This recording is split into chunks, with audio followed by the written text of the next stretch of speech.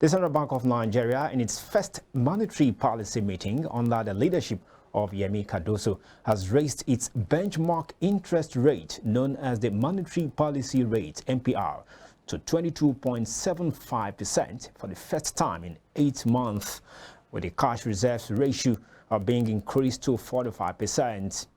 According to CBN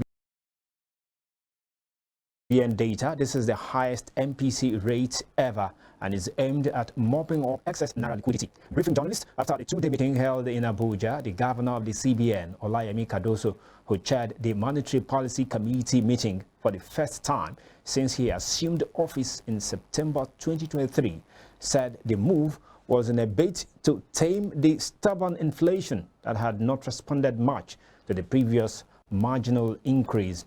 In 2023, Nigeria's MPC adopted a distinct approach, steadily increasing the MPR across 4 consecutive meetings, ultimately reaching a substantial 18.75% by the end of the year. Despite these proactive measures, other significant indicators such as the cash reserves ratio and liquidity ratio remain static, with the CRR staying at 32.5% and the liquidity ratio at 30% throughout that period. In a related development, reactions have continued to trail the dramatic move by the Central Bank of Nigeria's Monetary Policy Committee decision to increase the benchmark interest rate from 18.75% to 22.75%. Reacting to the outcome of the MPC meeting, economic analysts who spoke earlier today on iBrand television business program, Business Breakfast, unanimously noted that a new monetary policy will hurt the real sector of the economy, which was already contending with numerous macroeconomic challenges. They further stated that the transmission effects of monetary policy on the Nigerian economy are still very weak, hereby urging the government to prioritize forex and credit allocation to the manufacturers and reduce the number of BDCs into large and well-established operators to curb their excesses and untoward operations through effective management and supervision. Personally, I was not surprised. I saw it coming because it's obvious that the last administration, had this hawkish policy of increasing MPR to meet up with inflation. So this new administration, we tried their best not to have MPC for last year, but in the early part of last year. It was not last in July.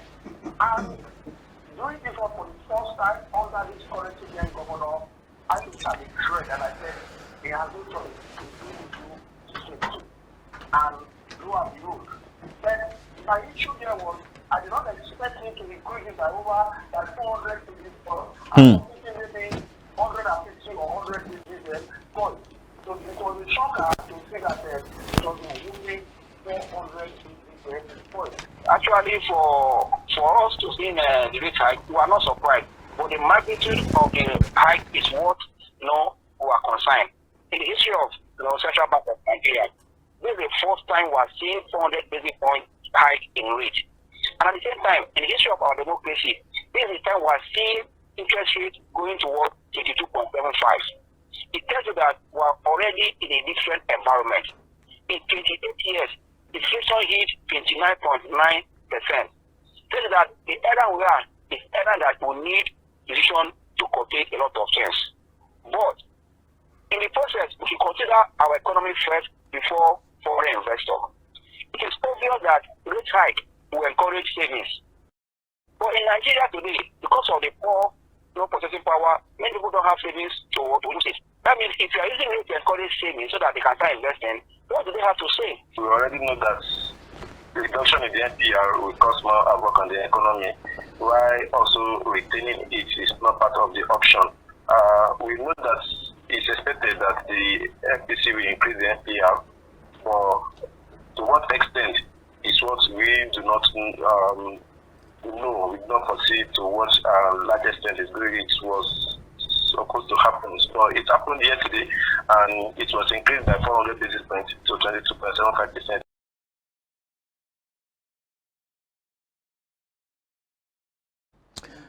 In a promising turn of events, Nigeria's foreign reserves have surged to $33.45 billion as of February 21, 2024, marking a significant 4-month high.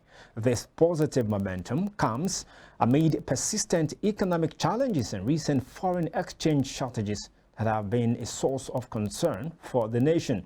Data released by the Central Bank of Nigeria indicates that this figure represents the highest foreign reserves have been in the past 4 months, as the last time such a robust level was recorded was on August 4, 2023, when the reserve stood at $33.46 billion.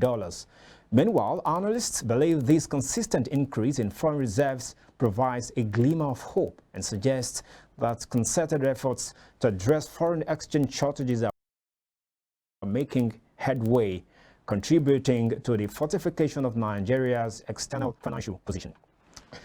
And there is an easy calm in the aviation industry over the proposed full implementation of Steve Oronsaye's report on restructuring and rationalization of government agencies and parastatals.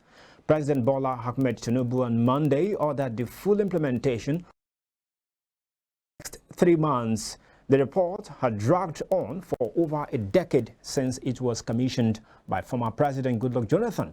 Recall that in 2022, former President Muhammadu Buhari set up a white paper committee to review the report. In the report, the committee recommended the merger of 3 aviation agencies: the Nigerian Airspace Management Agency, NAMA, the Nigerian Civil Aviation Authority, NCAA, and the Nigerian Meteorological Agency, NIMET, into a new body to be known as the Federal Civil Aviation Authority, while amending their respective enabling laws to reflect the merger. The committee also recommended that the Federal Airport Authority of Nigeria, FAN, be privatized.